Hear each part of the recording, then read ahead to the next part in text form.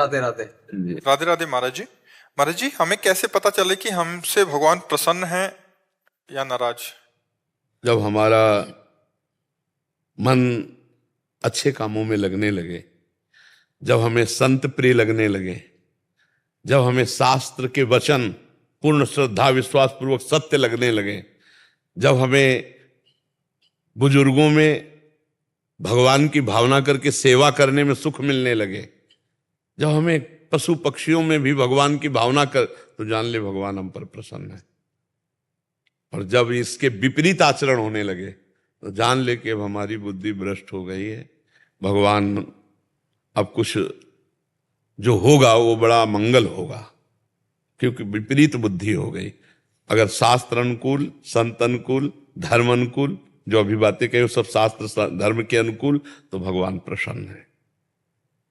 भगवान की प्रसन्नता का हेतु यही है कि जो भगवान की आज्ञा उसका हम पालन करें, वो है शास्त्र।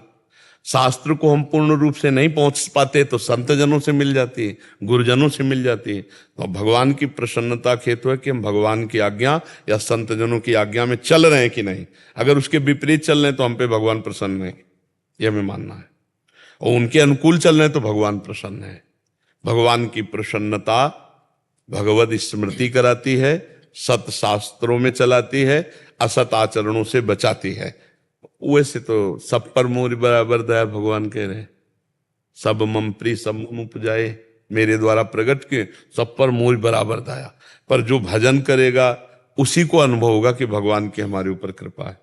भगवान तो ऐसे समझो जैसे एक पिता है, उसके कई पुत्र हैं, उसको सब प्यारे हैं, लेकिन विशेष कृपा पात्र वही होगा जो पिता की आज्ञा पे चलता होगा।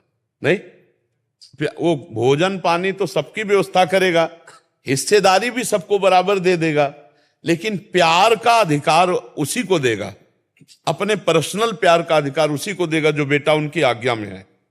तो ऐसे ही हमारी भगवान की प्रसन्नता हम पर जो होगी वो तभी होगी जब उनकी आज्ञा का पालन करेंगे। उनकी क्या क्या आज्ञा है ये अगर हम नहीं समझ पाते तो संतों के वचन सुने, तो सब शास्त्रों से निचोड़ निचोड़ करके वो देते रहते हैं।